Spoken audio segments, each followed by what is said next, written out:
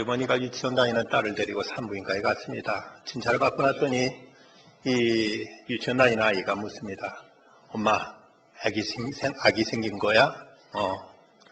남자야? 그런 거 같구나. 그랬더니 여자아이가 아주 좋아하면서 야, 신난다. 아빠한테 내가 전화해야지. 하고는 아빠한테 전화를 하더니 이렇게 말을 하는 것입니다. 아빠, 엄마한테 남자가 생긴 것 같아. 이런 남자라면 더 생겨도 참 좋은 일이죠. 세상에 가장 행복한 여자는 임신하고서 뒤에 아기 업고 있는 여자라고 하지요. 배부르고 등 따뜻하니까. 얼마나 배가 부르고 또 등이 따뜻합니까? 그러나 그래서만이 아니고 참으로 이 일은 복된 일이고 또 아름다운 일입니다. 지금 우리나라는 이 저출산의 문제로 큰 국가적인 위기를 맞고 있습니다. 지난 3월 10일 통계청에서 발표하고 또 OECD에서 발표한 바에 의하면 우리나라의 출산율, 합계 출산율은 1.18명으로 최근 10년 동안 OECD 국가 중에 최하위를 계속 기록하고 있습니다. 합계 출산율이란 15살부터 49살까지 가임 여성이 평생 동안 낳을 것으로 예상되는 평균 출생아 수로서 통상 2.08명 이하면 저출산, 1.5명 이하면 초저출산으로 분류되고 있습니다. 그런데 우리 한국은 지난 1981년에 2.82명이었는데 지금은 그 3분의 1 이하로 지금 줄어들어 있습니다. 지난해 출생아 수도 43만 6,600명으로 그 전해보다 무려 4만 8천 명이나 아이가 덜 태어났습니다. 한국의 평균 출산 연령은 29.1세로 OECD 평균 27.8세보다 높고 30대 출산율은 계속 상승하고 있는데 20대 출산율은 계속 떨어지고 있다는 데 문제의 심각성이 있습니다. 이렇게 출산 연령이 높아진 이유는 젊은 세대들의 사회 정착이 어렵고 그러다 보니까 결혼이 늦어지고 있기 때문입니다. 근데 산모들이 연령이 올라가면 또 하나 생기는 문제는 아기를 낳고 싶어도 낳지 못하게 되는 이런 상황이 점점 이제 증가하게 된다는 문제입니다. 출산율이 낮아진다는 것, 이거 지금 당장은 큰 문제가 없어져 보입니다만은 그러나 앞으로는 우리나라의 큰 재앙일 수 있습니다.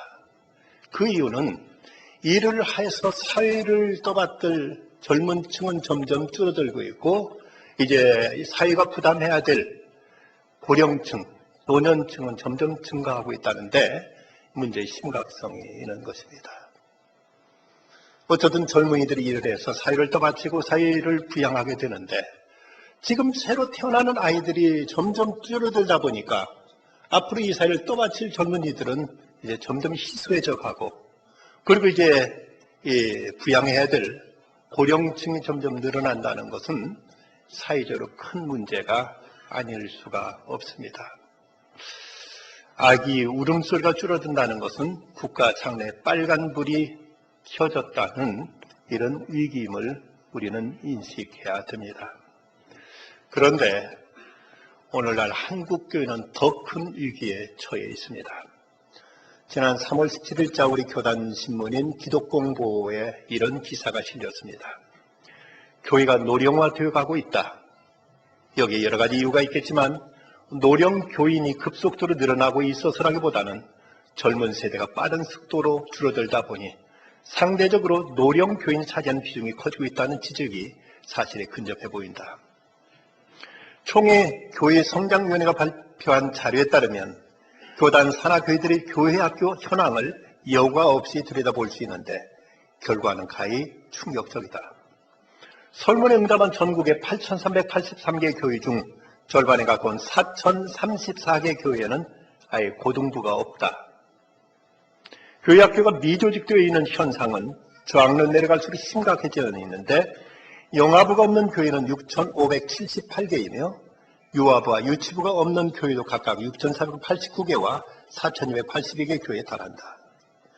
교회 학교가 없다는 것은 그 연령대에 해당하는 학생이 없다는 것으로서 교단 산하 교회 중 80%가 넘는 교회들에는 7살 미만의 어린이들이 없다는 해석을 가능하게 한다. 이 통계는 단순히 교단 산하 교회들의 현실을 살펴보는 점검표 이상의 의미를 갖고 있다. 바로 교단의 미래가 얼마나 암울한지 보여주는 자료이자 교회를 이끌어갈 젊은 세대의 종식을 증명하는 자료이기 때문이다. 더 이상 교회가 위기다라는 추상적인 구호는 의미가 없다. 교회 안에서 교회 학교가 차지하는 위치는 무엇인지, 과연 다음 세대를 키우고 이를 통해 교회의 미래를 준비해 나갈 의지가 있는지 점검하고 대안을 찾아야 할 때이다. 더불어 교회가 과연 세상에 빛이 되고 있는가, 이 물음에 대해 진지하게 고민하고 응답해야 될 것이다. 우리 교단에 그래도 한국교회에서 우리 대한예수장로통합회라는 건강한 교단, 제일 모범적인 교단이라고들 평가받고 있습니다. 그런데 제일 건강한 교단이 그렇다면 다른 군소교단은 어떻겠는가? 불을 보듯 우리가 훨씬 더 어려운 처지에 있을 것입니다. 한 가지 우리 교회로서는 다행스러운 것은 우리 교회가 지난해 신생아가 태어나서 우리 교회에 등록하고 앞에 나와서 기도받고 간 숫자만 16명이고 저들에 의해서 올 초만 해도 영아부가 10명 이제 유치부를 올려보내고 나서 그리 영아부에 남은 숫자가 10서너 명이었는데 벌써 20명을 이제 육박하고 있어서 계속 이제 영아부가 늘어나고 영아부가 늘어나다 보니까 유치부가 늘어나고 유치부가 성장하다 보니까 아동부가 성장하다 보니까 중고등부에서 청년부로 이어지고 있어서 우리 학교는 어려운 중에도 교회학교가 그런대로 매주 200여 명의 교회학교 학생들이 나와서 예배드리고 하나님 말씀으로 교육받고 있다는 것 참 감사한 일이고 고무적인 일입니다. 그 이유는 우리 교회 연령대가 노년부터 어린 영아까지 골고루 퍼져 있는 점에 있어서 우리가 그런대로 어떤 건강성을 드러내고 있습니다. 오늘 마가복음 10장에는 이 말씀을 통해서 예수님은 어린이들 몇 가지 교훈을 우리에게 말씀해 주십니다. 먼저 어린이를 예수님께서 데려오라고 말씀하십니다.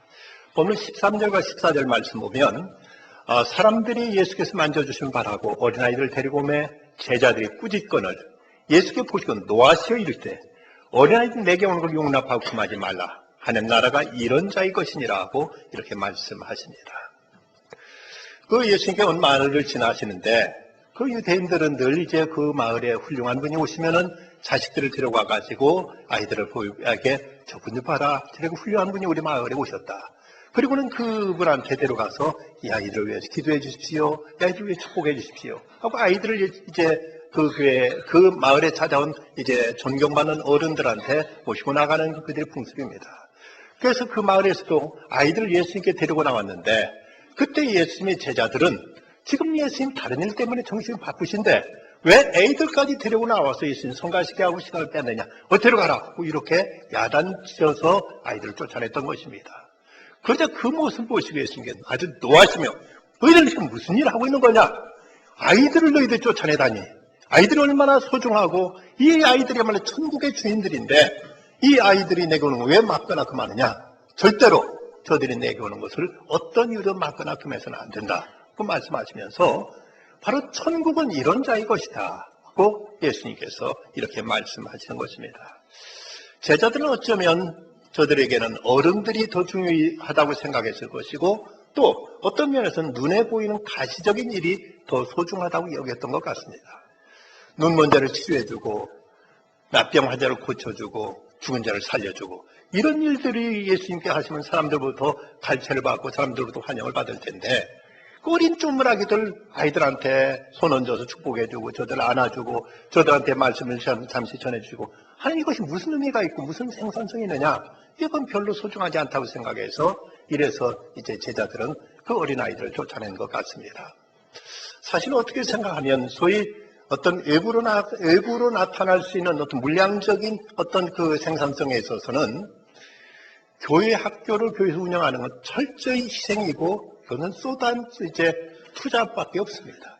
아이들이 헌금을 내는 것도 거의 아니고 아이들이 이제 많다고 해서 교회에 큰 뭐 어떤 도움이 되는 건 아닙니다.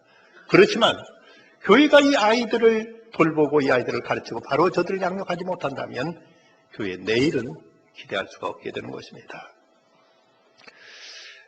어른들은 이제 뭔가 지금 힘이 있어서 일할 수 있어서 어른들이 소중하다 싶지만 아이들은 아무것도 지금 할 수 없으니까 아이들은 별로 가치가 없다고 생각하지만 예수님께 보시기엔 결코 그러지 않았습니다. 언니가 D.L. 무디가 전도를 하고 돌아와서 전도 보고를 하면서 그렇게 말한 적이 있습니다. 내가 오늘 전도하면서 2.5명, 2명 반을 전도했다고 이렇게 얘기하니까 사람들이 의아해하면서 그러면 어른 2명에다가 어린이 1명을 전도했다는 얘기입니까? 물었습니다. 그랬더니 무디가 한 말은 아닙니다. 사실은 반대입니다. 어린이 2명 전도하고 어른 1명 전도했습니다. 어린이는 앞으로 그들의 인생이 창창하게 남았습니다. 그러나 어른들은 이미 그 인생을 절반 이상 다 살아버린 사람들입니다. 그들에게 앞으로 기대할 건 그렇게 많지 않습니다. 그러나 어린이들을 제대로 키우면 저들은 앞으로 인생이 창창하고 저들을 통해 이 땅에 이룰 수 있는 일은 참으로 기대하기 때문에 어린이를 나는 오히려 어른보다 급절로 나는 계산한 것입니다. 라고 이렇게 말을 했던 것입니다. 참으로 어린이가 얼마나 중요한가. 이 어린이에 대해서 예수님께서는 큰 관심을 가지셨습니다. 코리아 갤럽에서 당신은 언제 예수님을 영접했습니까? 라는 질문을 가지고 한국인의 신앙의식 조사 보고서를 냈던 적이 있습니다. 거기에 의뢰해서 발표한 것인데 보면 9살 미만의 예수님을 받아들였다는 대답이 5.3%, 10살부터 14살까지 예수님 영접했다는 대답은 12%, 15세부터 19세 사이 예수님 영접했다는 대답은 무려 26%나 됩니다. 그러고 보면 중고등부 교육이 얼마나 중요한가를 새삼 깨닫게 됩니다. 그리고 20세부터 24세 사이 예수님 영접했다는 대답은 13%, 25세부터 29세까지는 10.7%, 그리고 30세부터 39세 사이에 그때는 두 번째로 많은 18.3%가 됩니다. 아마도 이것은 예수 믿는 부인에 이끌려온 남자들 때문에 이래서 이제 숫자가 많아진 것으로 이렇게 보여지고 있습니다. 그런데 40세 넘어서 하나 옆에 나온 사람은 14.6%에 지나지 않습니다. 그러고 보면 우리 가운데 절반 이상은 19세 이전에 예수 믿었다는 얘기고 39세 이전에 믿은 사람은 85.3%로서 40대 넘어서 믿는 사람이 거의 없다는 사실을 반증해주고 있습니다. 그러고 보면 어렸을 때 어린이에게 복음을 전한다는 것이 얼마나 중요한가 하는 것을 새삼 우리가 깨닫게 되는 것입니다. 스펄전 목사님이 어렸을 때 아버지 서재에 가보니까 아버지 서재에 유리병이 하나 있는데 그런데 그 유리병 안에는 빨갛게 잘 익은 사과가 탐스러운 사과가 들어있습니다. 그런데 논리 이해할 수 없는 것은 사과의 주둥이, 그 병의 주둥이는 아주 조그매서 도저히 그 속에 사과를 집어넣을 수 없는 작은 구멍이었습니다. 그런데 병이 쪼개진 것도 아니고 사과가 다친 것도 아니고 사과는 아주 멀쩡한데 이 좁은 그 구멍 속에 이 이제 입구 속에 어떻게 이 속에 사과를 집어넣었을까? 곰곰이 생각하다 아차 그거구나 하고 깨달았습니다. 봄철이 되어 사과꽃이 피고 작게 조그만 열매가 맺혔을 때 그때 아버지가 사과나무 가지를 그 유리병 속에 집어넣어서 그 유리병 안에서 사과가 자라도록 이렇게 했더니 비바람이 몰아쳐도 그렇게 바람이 비지에 몰아쳐도 다른 나무 가지에 긁히지도 않고 햇볕은 그대로 받아서 아주 탐스럽게 사과가 잘 익게 되니까 가지만 똑 땄더니 그 유리병 안에 탐스럽게 잘 익은 사과가 들어있었던 것입니다. 부모들은 간혹 생각하기를 우리 자녀들 우선은 공부가 제일 중요하니까 공부나 열심히 하도록 하고 사회적으로 무엇인가 든든하게 자기 몫을 차지하고 자기의 어떤 위상이 든든해지면 그때나 신앙을 권하면 되지 하고 이렇게 생각하는 분들이 종종 있습니다. 그런데 그게 과연 가능하려고 여러분 생각하십니까? 유리병, 구멍이 좁은 유리병 안에다 사과를 집어넣는다는 것, 사과가 깨지든지 유리병을 깨뜨리든지 둘밖에 없습니다. 여러분, 그냥 제대로 정상적으로 아무 자기 생에 문제가 없는데 나이 든 사람이 교회 나오는 모습 보셨습니까? 뭔가 암에 걸리든지 뭔가 큰 사고가 터지기 전에는 사람들이 나이 들어서 하나님 찾는다는 거의 불가능한 일입니다. 대구 어느 교회 장로님 아들이 고등학교 3학년 되면서부터 교회에 나오지 않았습니다. 그 이유는 목사님 물었더니 요즘 대학 입시 공부하느라고 못 나오는데 대학에 합격하면 다닐 것이라고 대답했습니다. 목사님은 많이 마음이 안타까웠습니다. 그런데 그의 대학 입시에 떨어졌고 다음에 재수했는데도 실패했습니다. 장로님은 온 가족이 슬퍼하고 우울해하면서 교회에 나왔는데 그는 창피하다고 교회에 나오지 않았습니다. 그 후 그는 방탕하기 시작했고 술집에 드나들면서 밤이면 그런 친구들과 함께 어울려 춤을 추다가 젊은이야 당시 대구 고급 클럽 화재 사건 때 그만 그 화재에 불에 타서 시체가 되어서 그래서 교회에 나오게 되었습니다. 이런 일이 남의 일이라고 생각할 일은 아닙니다. 우리가 어렸을 때부터 자녀들에게 믿음을 가르쳐주고 믿음으로 이끈다는 것, 이것은 절대적인 문제입니다. 부모로서 자식이 신앙생활하지 않아도 태어나고 여기서 아무렇지 않게 생각한다면 부모 자신이 믿음이 없든지 아니면 자식을 사랑하지 않든지 둘 중에 하나일 수밖에 없는 것입니다. 예수님 말씀하십니다. 어린아이들 내게 오는 건 막거나 금하지 말아라. 아이들을 내게로 나오게 하라고 예수님은 엄히 말씀하십니다. 다음에 어린아이들부터 배워야 된다고 말씀하십니다. 본문 15절 말씀, 내가 진실로 너에게 이르노니 누구든지 하나님 나라를 어린아이같이 받들지 않는 자는 결단코 그곳에 들어가지 못하리라. 어린아이같이 받들지 않는 자는 결단코 그곳에 들어가지 못한다. 천국에 들어가지 못한다고 분명하게 말씀하십니다. 여기서 어린아이 같다는 말을 영어로 두 가지 이제 표현으로 표현할 수 있습니다. 하나는 childish라고 해서 어린아이처럼 유치하고 어린아이처럼 생각이 모자란 것을 표현할 수도 있고, 하나는 childlike라고 해가지고 어린아이처럼 순수하고 어린아이처럼 깨끗한 마음, 이런 모습을 말씀하고 있는 것입니다. 여기서는 어린아이 같이 childlike, 어린아이 같이 하나님 나라를 받드는 일에서 어린아이와 같아야 된다. 근데 받든다는 말을 헬라어로 넥스타이라는 단어인데 이 말을 다른 말로 번역하면 받아들인다는 말로서 하나님 나라를 어린아이처럼 받아들이지 않는 자라고 이렇게 번역될 수 있는 말씀입니다. 하나님 나라를 어린아이처럼 받아들이지 않는 자는 천국에 들어갈 수 없다. 그럼 어린아이처럼 받아들인다는 말은 어떤 의미가 있을까? 먼저는 어린아이들처럼 겸손하게 회개하는 자세를 말하고 있습니다. 아이들은 잘못을 시작하면 쉽게 자기 잘못을 인정하고 잘못했다고 자기 고백하는 모습을 봅니다. 나이가 좀 들면 그때부터는 자기 자존심, 체면 뭐 이런 것 때문에 잘못해도 잘못을 인정하려 하지 않고 끝까지 고집하는 경우들이 많습니다. 어린아이처럼 회개하는 자가 회개하라 천국이 가까웠다. 너희가 돌이켜 어린아이들 같이 되지 아니하면 결단코 천국에 들어가지 못하리라 하고 말씀했는데 돌이켜야 한다는 것입니다. 회개해야만 천국에 들어갈 수 있다. 그러면 다음으로 천국에 가기 위해선 어린아이 같이 받아들이는 마음입니다. 요한복음 1장 12절에 보면 영접하는 자, 곧 그 이름을 믿는 자들에게는 하나님의 자녀가 되는 권세를 주셨다 하고 했는데 여기서 영접하는 자와 믿는 자를 동의어로 같이 취급하고 있습니다. 자, 예수를 믿는다는 것은 곧 예수를 영접하는 것인데 이렇게 예수를 영접할 수 있는 마음은 바로 어린아이처럼 순수한 마음, 깨끗한 마음, 의심이 없는 마음, 그저 잘 믿고 받아들이는 마음이 바로 어린아이와 같은 마음입니다. 우리도 구원받기 위해서는 마땅히 예수를 구주로 영접해야 되는데 그런데 어른들이 되어서는 이것이 쉽지 않다는 것이죠. 어린아이들은 아직 순수하고 의심이 없기 때문에 어떤 얘기를 해도 잘 믿고 잘 받아들입니다. 아이들은 부모를 믿기 때문에 설사 집이 아무리 가난하고 어려워도 아버지는 어디다 금송아지를 감춰놓고 있겠지 하고 이런 기대와 이런 부모에 대한 신뢰가 있습니다. 우리가 하나님을 믿는다는 것도 어린아이처럼 이런 하나님의 능력과 사랑을 믿는다는 것입니다. 간혹 아이들이 쉽게 유혹에 넘어가서 아이들이 유교되는 경우도 있는데 그것도 사람들의 말을 잘 믿기 때문에 이런 일이 일어나곤 하는 것이죠.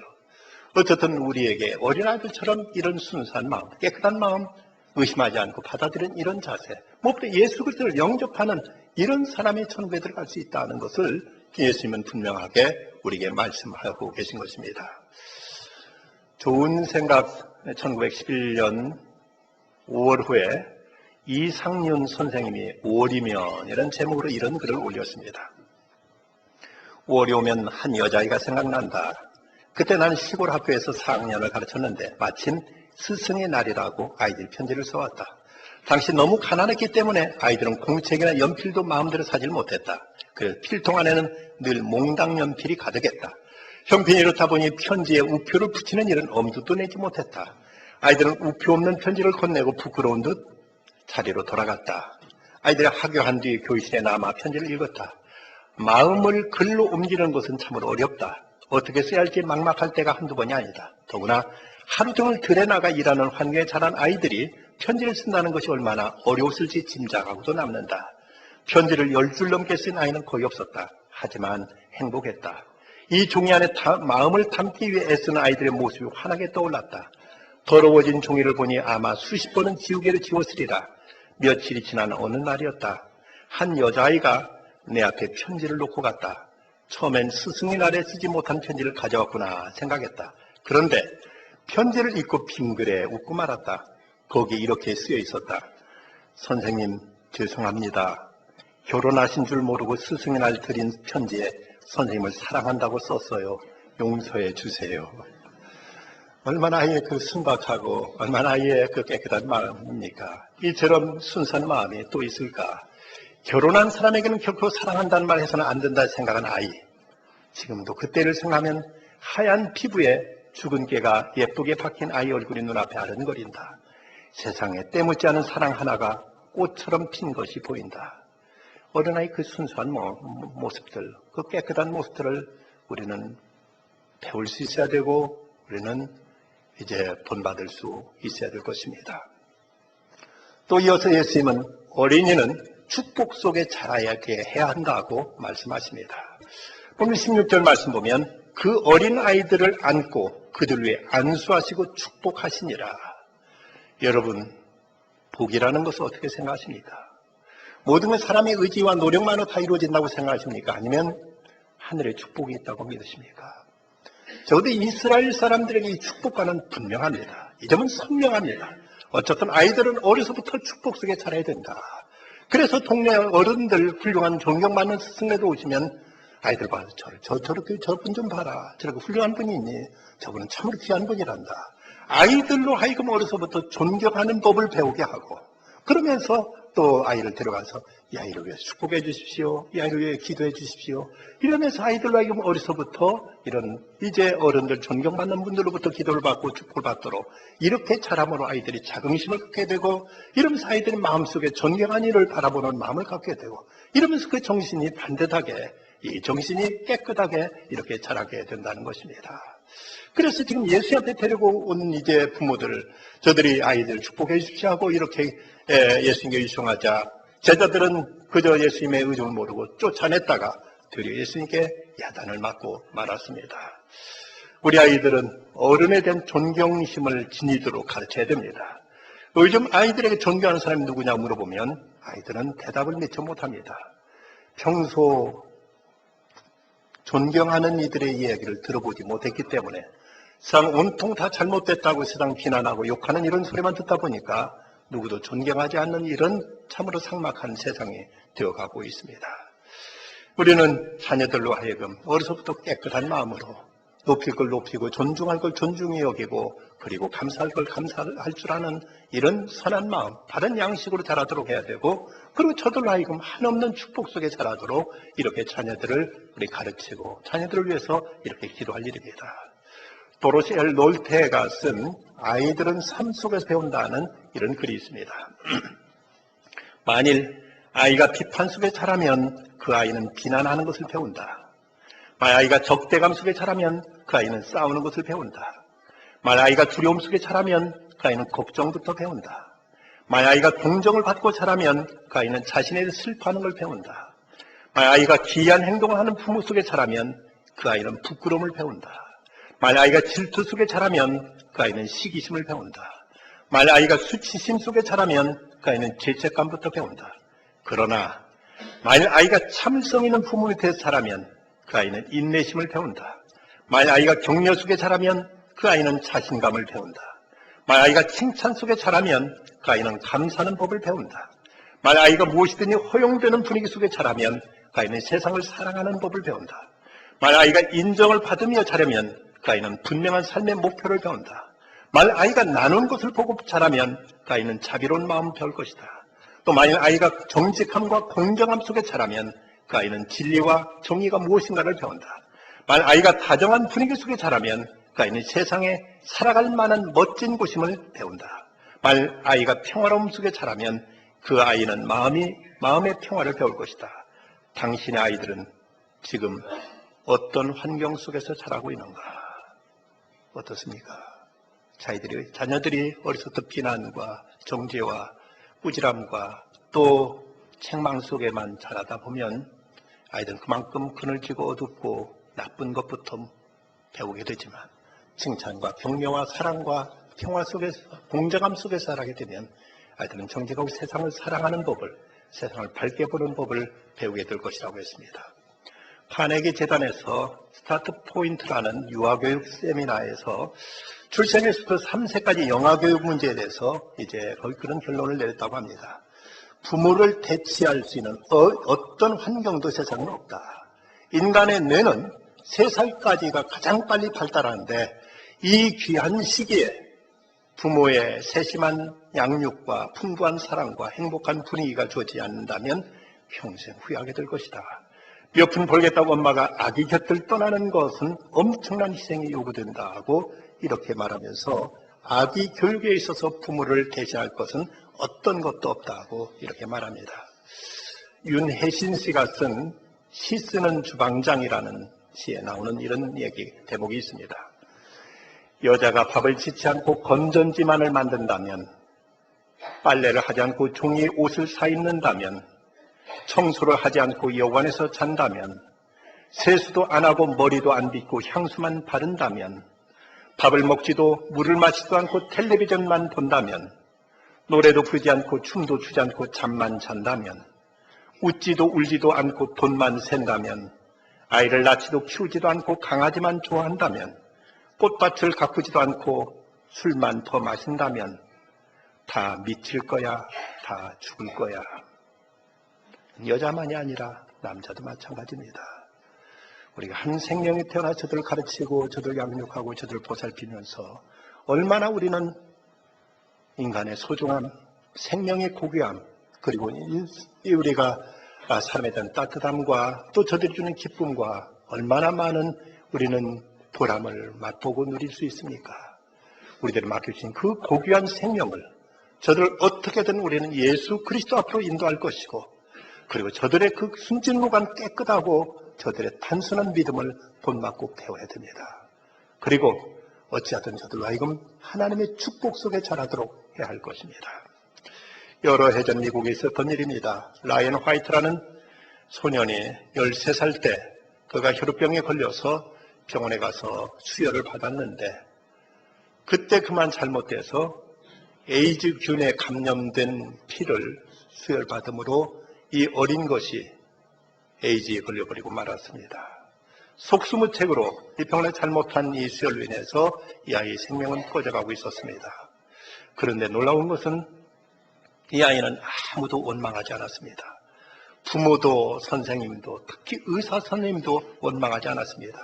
항상 밝은 웃음을 보였고 모두에게 그렇게 밝게 대했습니다. 우리 염려하는 부모를 위로하며 날마다 밝고 행복하게 지냈습니다. 이 사실 방송을 통해 미국 전역에 알려졌을 때 그때 미국의 대통령 레이건 대통령도, 그리고 유명한 팝 가수 마이클 잭슨도 찾아와서 그를 위로하고 그를 격려하고 했다고 합니다. 결국 이렇게 5년 동안 버티다가 18살에 그는 끝내 숨을 거뒀습니다. 그런데 그가 죽기 직전 아버지와 나눴던 그 대화가 미국의 크리스천 잡지에 소개돼서 더 많은 이에게 큰 감동을 주었습니다. 이때 아버지가 말합니다. 아들아, 미안하다. 나는 내게 아무것도 해줄 것이 없구나. 이 아빠가 더 이상 어떤 선물도 줄 수 없음을 용서해다오. 그러자 이 아이가, 아니에요 아버지, 전 지금까지 많은 선물을 받았지만 아무도 아빠가 제게 해줄 수 있는 선물보다 더 귀한 선물을 준 사람은 없습니다. 아버지는 제게 천국 열쇠를 주셨습니다. 예수님을 소개해 주셨고 교회에 나가서 예수님을 믿게 해주셨고 말씀을 통해 영생을 얻게 해주셨습니다. 이보다 더 귀한 선물은 제게 없습니다 라고 말했다고 합니다.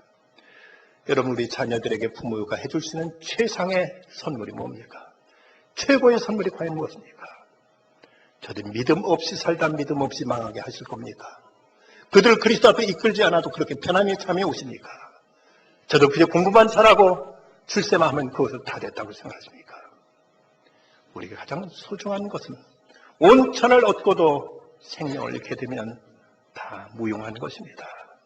가장 중요한 것, 우리에게 영원한 생명을 어려서부터 저들에게 심어주고 저들에게 증거하고 저들에게 가르쳐서 저들을 예수 앞에 나오게 할 것이요, 그리고 저들의 깨끗한 마음을 본받고 배우고 우리는 닮아가도록 힘쓸 것이며, 어쨌든 저들과 하나님의 축복에 자라도록 해야만 합니다. 오늘 구약의 말씀 보라, 자식들은 여호와의 기업이여 태열면 그의 상급이로다. 이 말씀을 세번역 성경은 이렇게 기록하고 있습니다. 자식은 주께서 주신 선물이요 태안의 열매는 주님이 주신 보상이다. 자녀를 하나님이 주신 상급으로 보상으로 이렇게 받을 수 있는 사람은 참으로 행복한 사람, 참으로 복된 사람입니다.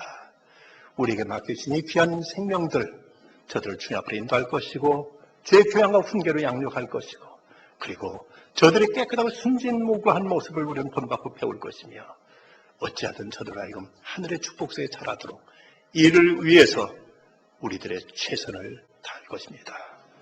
기도하십시다. 걸어가시는 하나님, 어린이들 그토록 사랑하시고 저들이 오는 것을 내게 오는 것을 금하거나 막지 말라, 천국은 이런 자의 것이라고 축복하신 예수님, 우리 동문교회 많은 어린아이들을 보내주심을 감사합니다. 저들을 위해서 교회 그 선생님 애쓰고 수고하며 정성을 쏟고 있습니다. 바라옵기는 더 많은 어린이들이 주님 앞에 나와서 하나님의 말씀을 본받고 배우고 이 말씀 속에 자라가는 가운데 저들이 진정 축복된 자녀들 다 되게 해 주시옵소서. 저들 통해서 이 세상에 밝아지게 해주시고 이 땅에 하나님 나라가 이루어지며 이 세상에 참으로 하나님의 영광이 드러나는 밝은 사회를 만드는 데 귀쓰여지는 귀한 제목들로 아름답게 자라게 하여 주시옵소서. 저에게 주신 생명도 하나도 실족시키지 않게 하여 주시고 저들을 통해 이 땅에 하나님의 선하시고 온전하시고 기뻐하신 뜻 이루어지는 귀한 일꾼들로 든든히 세워 주시옵소서. 예수님의 이름으로 간절히 기도드리옵나이다.